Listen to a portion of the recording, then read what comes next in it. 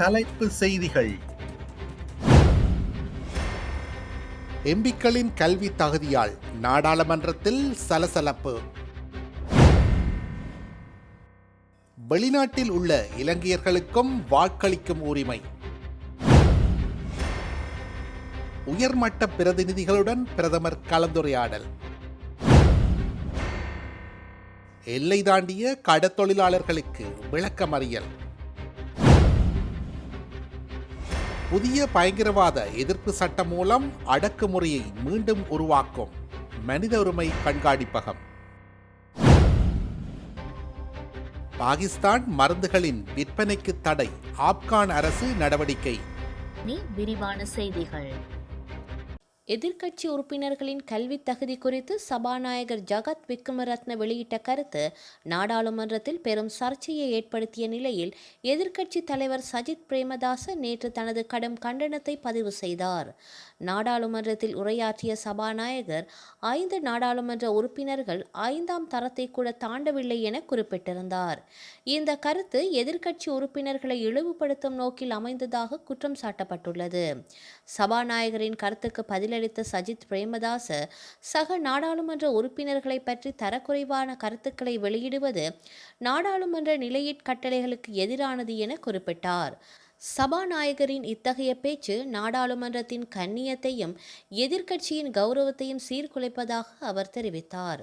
ஒருபுறம் எதிர்க்கட்சி உறுப்பினர்களின் கல்வியை கிண்டல் செய்யும் அரசாங்கம், மறுபுறம் 6ஆம் தர பாடத்திட்டத்தில் ஆபாசமான விடயங்களை புகுத்த முயற்சி செய்கிறது என பகிரங்கமாக குற்றம் சாட்டினார். வெளிநாடுகளில் வசிக்கும் இலங்கையர்களுக்கு வாக்களிக்கும் உரிமையை வழங்குவதற்கான ஒரு பொறிமுறையை அமுல்படுத்துவதற்கான முயற்சிகளின் ஒரு பகுதியாக வெளிநாடுகளில் வசிக்கும் இலங்கை குடிமக்கள், சிவில் சமூக அமைப்புகள் மற்றும் இலங்கை தூதரகங்கள் மற்றும் தூதரகங்களிடமிருந்து கருத்துக்களுக்கும் பரிந்துரைகளுக்கும் இலங்கை அரசாங்கம் அழைப்பு விடுத்துள்ளது. அமைச்சரவை ஒப்புதலுடன் நியமிக்கப்பட்ட ஒரு குழுவால் வெளியிடப்பட்ட பொது அறிவிப்பின்படி வெளிநாடுகளில் வசிக்கும் இலங்கை குடிமக்கள் தங்கள் வாக்களிக்கும் உரிமையை பயன்படுத்த அனுமதிக்கும் முறையான, வெளிப்படையான மற்றும் திறமையான அமைப்பை உருவாக்க எழுத்துப்பூர்வ சமர்ப்பிப்புகள் கோரப்படுகின்றன. தேவையான சட்ட மற்றும் நடைமுறை சீர்திருத்தங்கள் குறித்த பரிந்துரைகளை வழங்குவதற்காக இந்த குழு பணிக்கப்பட்டுள்ளது. மேலும் வாக்காளர் பதிவு, தேர்தல் பிரச்சாரம் மற்றும் விளம்பரம், வாக்களிப்பு நடைமுறைகள், வாக்குகளை எண்ணுதல் மற்றும் முடிவுகளை அறிவிப்பது உள்ளிட்ட முக்கிய துறைகள் குறித்து கருத்துக்களை பெறுகின்றது. இலங்கையின் தேர்தல் சட்டங்களின் கீழ் தற்போது அனுமதிக்கப்படாத வெளிநாட்டு வாக்களிப்பை செயல்படுத்துவதற்காக தற்போதுள்ள சட்டங்களை ஆய்வு செய்து திருத்தங்களை முன்மொழிய ஒரு சிறப்பு குழுவை நியமிக்க அமைச்சரவை எடுத்த முடிவை தொடர்ந்து இந்த முயற்சி மேற்கொள்ளப்பட்டுள்ளது. சமர்ப்பிப்புகளை எதிர்வரும் பிப்ரவரி மாதம் 15ஆம் தேதிக்கு முன்னர் குழுவிற்கு அனுப்புமாறு கேட்டுக்கொள்ளப்படுகின்றார்கள். ஆலோசனை செய்முறையில் வெளிநாடுகளில் உள்ள இலங்கை தூதரகங்கள் மற்றும் தூதரகங்கள், சிவில் சமூக குழுக்கள் மற்றும் இலங்கை புலம்பெயர்ந்தோர் உறுப்பினர்கள் ஈடுபடுவார்கள். ஜனநாயக பங்கேற்பை வலுப்படுத்துவதற்கான பரந்த முயற்சிகளின் ஒரு பகுதியாக வெளிநாட்டு வாக்களிப்புக்கான கட்டமைக்கப்பட்ட மற்றும் சட்டபூர்வமான வலுவான கட்டமைப்பை உருவாக்குவதை நோக்கமாக கொண்ட பரிந்துரைகளை வகுக்க இந்த கருத்துக்கள் பயன்படுத்தப்படும் என குழு தெரிவித்துள்ளது. பிரதமர் உலக பொருளாதார மன்றத்தின் உயர்மட்ட பிரதிநிதிகளுடன் இருதரப்பு பேச்சுவார்த்தைகளில் கலந்து கொண்டார். சுவிட்சர்லாந்தின் டாவோஸ் குளோஸ்டர்ஸ் நகரில் ஜனவரி மாதம் 20ஆம் தேதி நடைபெற்ற உலக பொருளாதார மன்றத்தின் 56வது வருடாந்த கூட்டத்தில் கலந்து கொண்ட பிரதமர் கலாநிதி ஹரிணி அமரசூரிய உலக பொருளாதார மன்றத்தின் உயர்மட்ட பிரதிநிதிகளுடன் இருதரப்பு பேச்சுவார்த்தைகளில் கலந்து கொண்டார். இதன்போது சர்வதேச பங்காளிகளுக்கான ஐரோப்பிய ஒன்றியத்தின் ஆணையாளர் ஜோசப் சிகோலாவுடன் இருதரப்பு பேச்சுவார்த்தைகளில் ஈடுபட்ட பிரதமர் இலங்கை மற்றும் ஐரோப்பிய ஒன்றியத்திற்கு இடையிலான ஒத்துழைப்பை பலப்படுத்தி இருதரப்பு பங்களிப்பை முன்னெடுத்து செல்வது குறித்து கவனம் செலுத்தினார். அதனைத் தொடர்ந்து பிரதமர் உலக பொருளாதார மன்ற மாநாட்டு மையத்தில் ஆசிய அபிவிருத்தி வங்கியின் பணிப்பாளர் சபை தலைவர் மசோடா காண்டாவை சந்தித்தார். இதன்போது இலங்கைக்கும் ஆசிய அபிவிருத்தி வங்கிக்கும் இடையிலான உறவு மற்றும் எதிர்கால ஒத்துழைப்பை பலப்படுத்துவது குறித்து கலந்துரையாடப்பட்டது. அத்தோடு மென்சிஸ் விமான சேவை நிறுவனத்தின் தலைவர் ஹசன் எல் ஹூரினுடனான சந்திப்பின் போது பிரதமர் விமான போக்குவரத்து சேவைகள் தொடர்பான விடயங்கள் குறித்து கலந்துரையாடினார். உலக பொருளாதார மன்றத்தின் கூட்டங்களுக்கு இணையாக டாவோஸ் பிஸ்புயினில் அமைந்துள்ள யூரோ நியூஸ் ஹபில் இடம்பெற்ற உலகளாவிய சுற்றுலா மன்றத்தின் உயர்மட்ட கலந்துரையாடலிலும் பிரதமர் பங்கு பெற்றினார். பிரதமருடன் தொழில் அமைச்சரும் நிதி திட்டமிடல் பிரதி அமைச்சருமான கலாநிதி அனில் ஜெயந்தவும் இக்கலந்துரையாடலில் பங்கேற்றார். எல்லை தாண்டி மீன்பிடித்த குற்றச்சாட்டில் நெடுந்தீவு அருகில் வைத்து செவ்வாய்க்கிழமை மாலை கைதான இந்திய மீனவர்கள் 7 பேரும் எதிர்வரும் பிப்ரவரி மாதம் 3ஆம் திகதி வரை விளக்கமறியலில் வைக்கப்பட்டுள்ளனர். குறித்த நபர்களை ஊர்காவல்துறை நீதவான் நீதிமன்றத்தில் ஆஜர்படுத்திய போதே நீதவான் இந்த உத்தரவை பிறப்பித்துள்ளார். இலங்கையில் புதிதாக முன்மொழியப்பட்ட பயங்கரவாத எதிர்ப்பு சட்டமூலம் அல்லது உத்தேச அரசை பயங்கரவாதத்திலிருந்து பாதுகாக்கும் சட்டம் குறித்து சர்வதேச மனித உரிமைகள் கண்காணிப்பகம் தமது விமர்சனத்தை வெளியிட்டுள்ளது. 2025ஆம் ஆண்டு டிசம்பரில் நீதி அமைச்சினால் வெளியிடப்பட்ட இந்த யோசனை தற்போதைய சர்ச்சைக்குரிய பயங்கரவாத தடை சட்டத்திற்கு மாற்றாக கொண்டு வரப்பட உள்ளது. ஆனால் இந்த புதிய சட்டத்திலும் பழைய சட்டத்தை போன்றே மனித உரிமை மீறல்களுக்கு வழிவகுக்கும் ஆபத்தான பிரிவுகள் இருப்பதாக குற்றம் சாட்டப்பட்டுள்ளது. இந்த யோசனையில் பயங்கரவாதம் என்பதற்கான விளக்கம் மிகவும் விரிவாகவும் தெளிவாக இல்லாமலும் உள்ளது. இது அரசியல் செயல்பாடுகள் மற்றும் அமைதியான போராட்டங்களை முடக்குவதற்கு பயன்படுத்தப்படலாம். அத்துடன் அரசை வற்புறுத்துதல் அல்லது மக்களுக்கு அச்சுறுத்தல் விடுத்தல் போன்ற பொதுவான செயல்களும் பயங்கரவாதமாக கருதப்பட வாய்ப்புள்ளது. ஒரு சந்தேக நபரை 1 வருடம் வரை நீதிமன்ற விசாரணையின்றி தடுப்பு காவலில் வைக்க இந்த புதிய சட்டம் அனுமதி அளிக்கின்றது. பாதுகாப்பு அமைச்சரின் உத்தரவின் பேரில் இந்த தடுப்பு காவலை 2 ஆண்டுகள் வரை நீடிக்கவும் முடியும். இராணுவத்தினர் பிடியாணையின்றி யாரையும் நிறுத்தவும் சோதனையிடவும் கைது செய்யவும் அதிகாரம் வழங்கப்பட்டுள்ளது.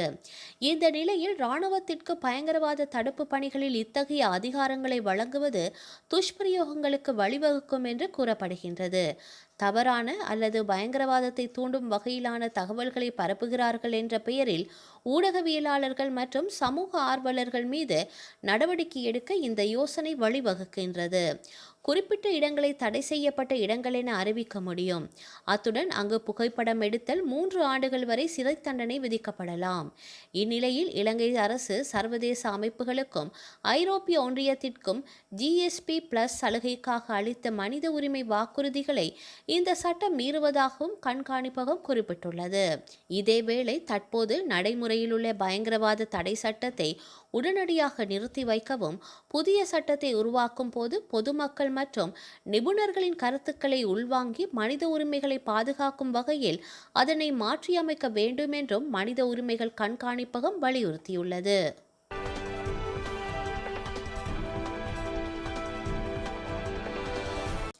ஜப்பான் முன்னாள் பிரதமர் ஷின்சோ அபே கடந்த 2022ஆம் ஆண்டு நாரா நகரில் நடந்த தேர்தல் பிரசாரத்தின் போது துப்பாக்கியால் சுட்டுக் கொல்லப்பட்டார். துப்பாக்கி சூடு நடத்திய டெட்சுயா யமகாமியை போலீசார் மடக்கி பிடித்தனர். அவர் மீது நீதிமன்றத்தில் விசாரணை நடைபெற்று வந்தது. அப்போது டெட்சுயா யமகாமி தன் மீதான கொலை குற்றத்தை ஒப்புக்கொண்டார். இந்த நிலையில் முன்னாள் பிரதமர் கொலை வழக்கில் டெட்சுயா யமகாமிக்கு ஆயுள் தண்டனை விதித்து நாரா மாவட்ட நீதிமன்றம் தீர்ப்பளித்துள்ளது. ஆப்கானிஸ்தான் நாட்டில் பாகிஸ்தானிலிருந்து இறக்குமதி செய்யப்படும் மருந்துகளின் விற்பனைக்கு தாலிபான் அரசு தடை விதித்துள்ளது. ஆப்கானிஸ்தான் மற்றும் பாகிஸ்தான் இடையிலான பதற்றங்கள் தொடர்ந்து அதிகரித்து வரும் சூழலில் இரு நாடுகளுக்கும் இடையிலான வர்த்தக பாதைகள் கடந்த 2025ஆம் ஆண்டு மூடப்பட்டன. இதனால் இருதரப்பும் கடும் பொருளாதார நெருக்கடிகளை சந்தித்து வருவதாக தெரிவிக்கப்படுகின்றது. இதனைத் தொடர்ந்து கடந்த நவம்பர் மாதம் பாகிஸ்தானிலிருந்து இறக்குமதி செய்யப்படும் மருந்துகளுக்கு அடுத்த 3 மாதங்களுக்கு பின்னர் சுங்கத்துறையின் அனுமதி வழங்கப்படாது என ஆப்கானிஸ்தான் அரசு அறிவித்திருந்தது. இந்நிலையில் எதிர்வரும் பிப்ரவரி மாதம் 9ஆம் திகதி முதல் பாகிஸ்தானில் தயாரிக்கப்பட்டு இறக்குமதி செய்யப்படும் மருந்துகளின் விற்பனைக்கு தடை விதிக்கப்படுவதாக தாலிபான் அரசின் நிதி அமைச்சகம் அறிவித்துள்ளது. இதனால் அடுத்த 19 நாட்களில் பாகிஸ்தான் மருந்துகளின் அனைத்து பரிவர்த்தனைகளையும் முடிக்குமாறு வணிகர்களுக்கு தாலிபான் அரசு அறிவித்துள்ளது. முன்னதாக நிலத்தால் சூழப்பட்ட ஆப்கானிஸ்தான் பெரும்பாலான வர்த்தக ஏற்றுமதி மற்றும் இறக்குமதிக்கு அண்டை நாடுகளான பாகிஸ்தான் மற்றும் ஈரானின் துறைமுகங்களையே சார்ந்துள்ளமை குறிப்பிடத்தக்கது. வரலாற்றில் இன்று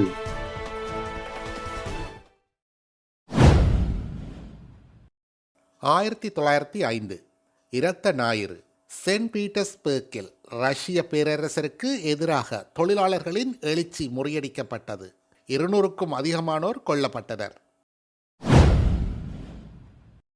1927 உலகின் முதல் வானொலி வர்ணனை. ஹபரியில் நடைபெற்ற ஆர்சனல் ஷெப்பீல்ட் யுனைடெட் கால்பந்து போட்டி ஒளிபரப்பாகியது. 1942 இரண்டாம் உலகப் போர். சிங்கப்பூர் செண்பக விநாயகர் கோயில் ஜப்பானியரின் குண்டுவீச்சினால் பெரும் சேதமடைந்தது. 1945 இலங்கையில் புதிய அரசியல் யாப்பு உருவாக்குவதற்கான சோல்பரி ஆணைக்குழு முதலாக கொழும்பு நகர மண்டபத்தில் கூடியது. செய்திகளை உடனுக்குடன் தெரிந்து கொள்ள உடனே சப்ஸ்கிரைப் செய்து பெல் பட்டனை கிளிக் பண்ணவும்.